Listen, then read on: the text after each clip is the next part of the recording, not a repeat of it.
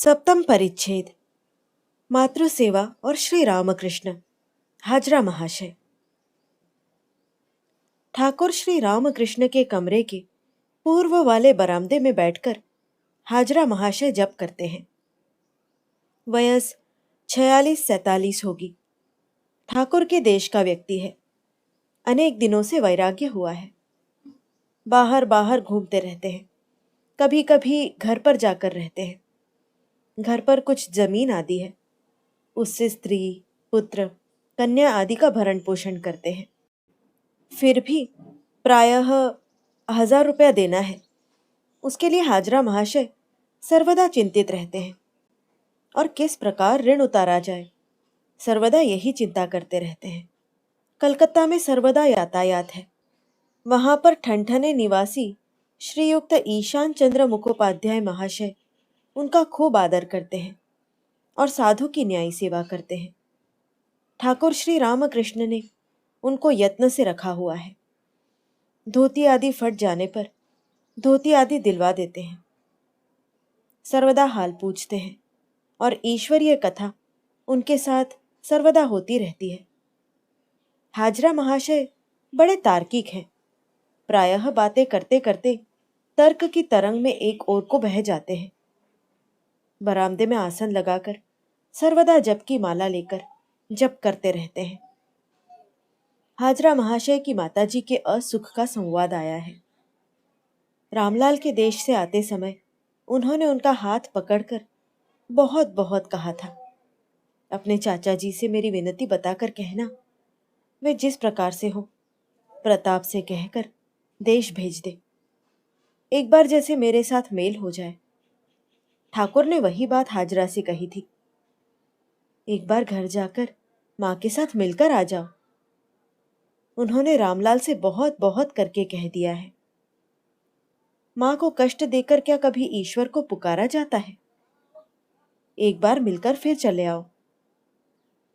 भक्तों की सभा भंग हो जाने पर महिमाचरण हाजरा को साथ लेकर ठाकुर के निकट आए। मास्टर भी है। महिमाचरण श्री रामकृष्ण के प्रति सहास्य। महाशय, आपसे कुछ कहना है। आपने क्यों हाजरा से घर जाने को कहा है, जबकि उसकी गृहस्थ में जाने की इच्छा नहीं है?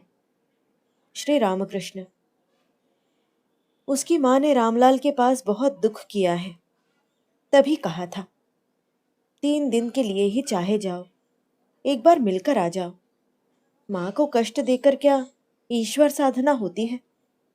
मैं वृंदावन में रहने जा रहा था, तब माँ की याद आ गई। सोचा माँ तो रोएंगी। तब फिर सेजो बाबू के साथ यहाँ पर चला आया। फिर संसार में जाते हुए ज्ञानी को भय क्या? महिमाचरण सहास्य। महाशय, ज्ञान हो जाए तभी तो। श्री रामकृष्ण सहास्य। हाजरा का सब कुछ हो गया। तनिक सा मन गृहस्थ में है। लड़के हैं, कुछ रुपया उधार चढ़ा हुआ है। मामी का सब रोग हट गया है। थोड़ा सा शेष है। सबका हास्य। महिमा, ज्ञान कहाँ हुआ है महाशय? श्री रामकृष्ण हंसते हुए, नहीं भाई, तुम नहीं जानते। सभी कहते हैं। हाजरा ही एक भक्त ऐसा है जो रासमणि के मंदिर में रहता है। हाजरा का ही नाम करते हैं, यहाँ का नाम कहाँ करते हैं? सबका हास्य। हाजरा, आप निरुपम है, आपकी उपमा नहीं है, इसीलिए आपको कोई समझ नहीं सकता। श्री रामकृष्ण, तभी तो निरुपम के साथ कोई कार्य नहीं होता, तो फिर यहाँ का नाम कोई क्यों करेगा? महिमाचरण महाशय, वहाँ क्या जानता है? आप जिस प्रकार उपदेश देंगे वह वही करेगा। श्री रामकृष्ण, क्यों? तुम उससे पूछो तो। वह मुझसे कहता है तुम्हारे संग मेरा कुछ लेना देना नहीं है। महिमा, बड़ा तर्क करता है। श्री रामकृष्ण, और फिर वहां बीच बीच में मुझे शिक्षा देता है। सबका हास्य। तर्क जब करता है मुझसे शायद गाली गलौच हो गई। मैं तर्क के पश्चात मसहरी में लेट गया और तब क्या क्या कहा है याद आ गया। हाजरा को प्रणाम करने गया, तब शांति हुई। हाजरा के प्रति, तुम शुद्ध आत्मा को ईश्वर क्यों कहते हो? शुद्धात्मा निष्क्रिय होती है, तीनों अवस्थाओं में साक्षी स्वरूप है। जब सृष्टि, स्थिति, प्रलय कार्य को सोचता हूं तब उनको ईश्वर कहता हूं। शुद्धात्मा कैसी है? जैसे चुंबक पत्थर बहुत दूरी पर है किंतु सुई हिलती है, चुंबक पत्थर चुप रहता है, निष्क्रिय। अष्टम परिच्छेद, संध्या, संगीत और ईशान संवाद। संध्या होने वाली है। ठाकुर टहल रहे हैं। मणि को अकेले बैठे हुए और चिंतन करते हुए देखकर ठाकुर हठात उनको संबोधन करके सस्नेह कहते हैं, देखना, दो एक मार्किन के कुर्ते देना। सबका कुर्ता पहन नहीं सकता। सोचा था काप्तेन को कहूंगा, वहां अब तुम ही देना। मणि खड़े हो गए, बोले, जो आज्ञा। संध्या हो गई। श्री राम कृष्ण के कमरे में धूना दिया गया। वे देवताओं को प्रणाम करके बीज मंत्र जप करके नाम गा रहे हैं। कमरे के बाहर अपूर्व शोभा है। कार्तिक मास की शुक्ल पक्ष की सप्तमी तिथि। विमल चंद्र किरणों से एक ओर ठाकुरबाड़ी हंस रही है और एक ओर भागीरथी वक्ष सोए हुए शिशु की छाती की भांति हल्का हल्का हिल रहा है। ज्वार खत्म हो गई। आरती शब्द गंगा के स्निग्ध उज्जवल प्रवाह से उत्पन्न हुए कलकल नाद के संग मिलकर बहुत दूर तक जाकर लय को प्राप्त हो रहा है। ठाकुरबाड़ी में एक समय में 3 मंदिरों में आरती हो रही है। काली मंदिर में, विष्णु मंदिर में और शिव मंदिर में। 12 शिव मंदिरों में एक एक करके शिवलिंगों की आरती पुरोहित शिव के एक मंदिर से दूसरे एक मंदिर में जा रहे हैं। बाएं हाथ में घंटा, दाएं हाथ में पंच प्रदीप, साथ में परिचारक, उसके हाथ में कासर है। आरती हो रही है। उसके संग संग ठाकुरबाड़ी के दक्षिण पश्चिम कोने से रोशन चौकी का सुमधुर निनाद सुनाई दे रहा है। वहां पर नौबत खाना है। संध्याकालीन राग रागिणी बज रही है। आनंदमयी का नित्य उत्सव मानो जीव को स्मरण करवा रहा है, कोई निरानंद मत होना। जगत का सुख दुख तो है ही, रहता है, रहे। जगदम्बा है, हमारी माँ है, आनंद मनाओ। दासी पुत्र अच्छा खाने को नहीं पाता, अच्छा पहन नहीं पाता, मकान नहीं, घर नहीं, तब भी छाती में जोर है। उसकी माँ जो है, माँ की गोद में निर्भय है। सौतेली माँ नहीं, सच्ची माँ। मैं कौन हूं? कहाँ से आया हूं? मेरा क्या होगा? मैं कहाँ जाऊंगा? सब माँ जानती है। सोचे कौन इतना? मेरी माँ जानती है। मेरी माँ, जिन्होंने देह, मन, प्राण, आत्मा द्वारा मुझे गढ़ा है। मैं जानना भी नहीं चाहता। यदि जानना आवश्यक हुआ तो वे जनवा देंगी। इतना कौन सोचे? माँ के बच्चों, सब आनंद मनाओ। बाहर कौमुदी प्लावित जगत हंस रहा है। कमरे में श्री रामकृष्ण हरि प्रेमानंद में बैठे हैं। ईशान कलकत्ता से आए हैं। फिर और ईश्वरीय बातें होती हैं। ईशान को बड़ा विश्वास है। कहते हैं, एक बार जो दुर्गा नाम लेकर घर से यात्रा करते हैं, उनके संग शूल पाणी, शूल हाथ में लेकर आते हैं। विपद का भय क्या? शिव स्वयं रक्षा करते हैं। श्री राम कृष्ण ईशान के प्रति, तुम्हारा खूब विश्वास है, किंतु हमारा इतना नहीं है। सबका हास्य विश्वास से ही उन्हें पाया जाता है। ईशान, जी हाँ। श्री राम कृष्ण, तुम जप, नित्य संध्या पूजा, उपवास, पुरस्चरण इत्यादि कर्म करते हो, यह बड़ा अच्छा है। जिसका ईश्वर के ऊपर आंतरिक आकर्षण रहता है, उसके द्वारा वे ऐसे समस्त कर्म करवा लेते हैं। फल कामना बिना किए ये समस्त कर्म कर सकने पर निश्चय ही उनकी प्राप्ति होती है। शास्त्र में अनेक कर्म करने के लिए कहा गया है, इसीलिए कर रहा हूं। ऐसी भक्ति को वैधि भक्ति कहते हैं। और एक है राग भक्ति, वहां तो विशेष अनुराग से होती है, ईश्वर में प्यार रहने से होती है।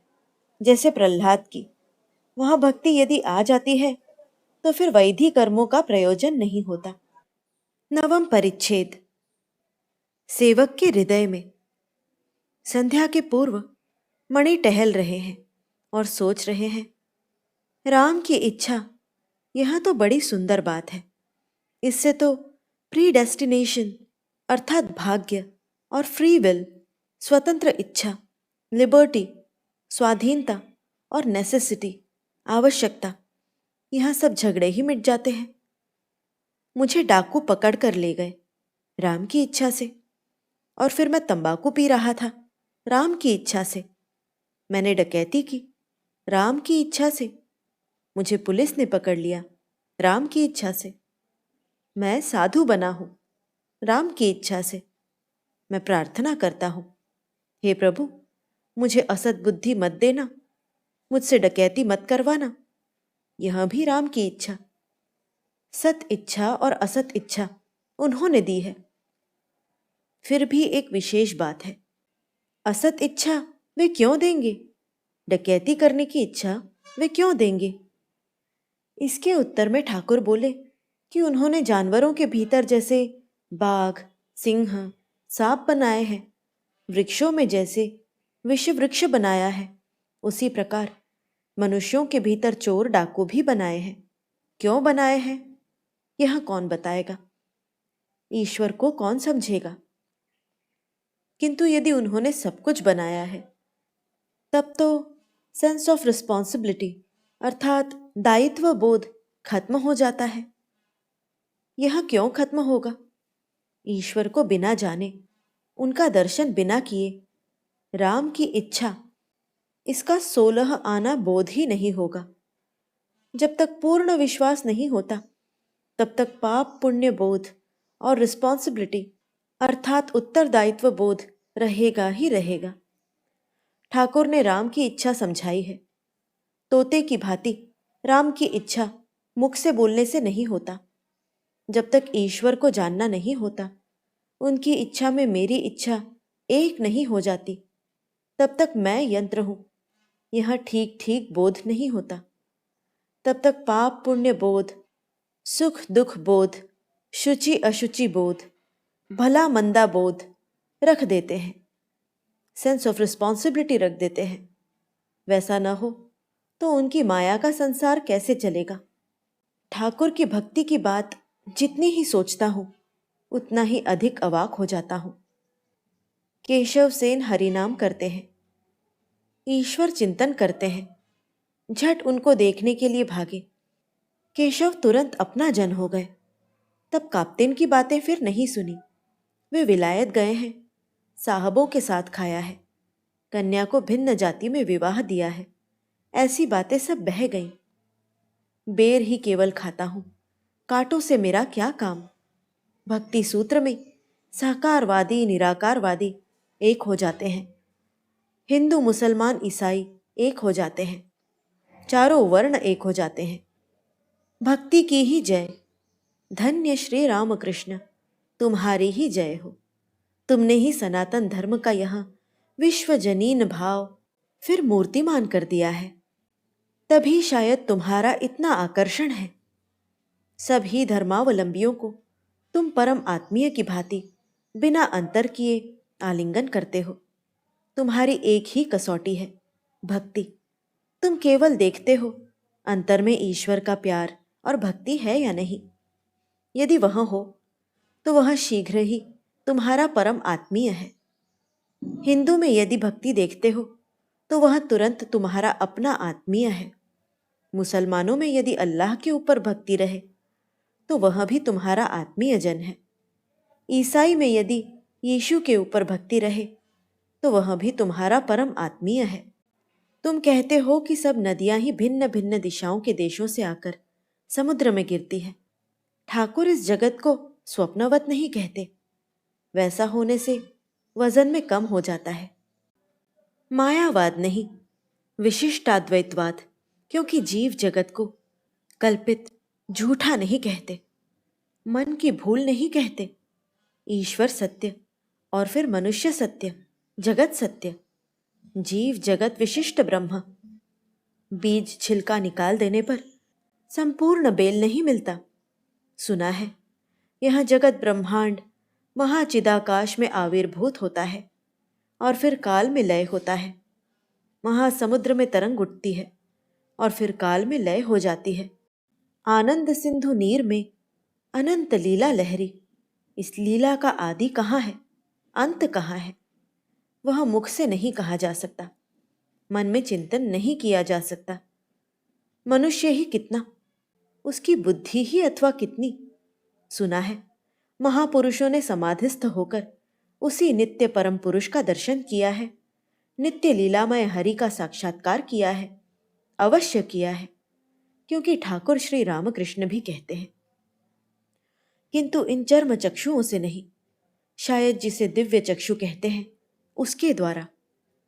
जिस दिव्य चक्षु को पाकर अर्जुन ने विश्व रूप दर्शन किया था, जिस चक्षु द्वारा ऋषियों ने आत्मा का साक्षात्कार किया था, जिस दिव्य चक्षु द्वारा ईसा अपने स्वर्ग स्थित पिता के रात दिन दर्शन किया करते, वह चक्षु कैसे बनता है? ठाकुर के मुख से सुना है व्याकुलता के द्वारा होता है। अब वह व्याकुलता कैसे हो? क्या संसार त्याग करना होगा? कहाँ? वह तो आज भी नहीं कहा।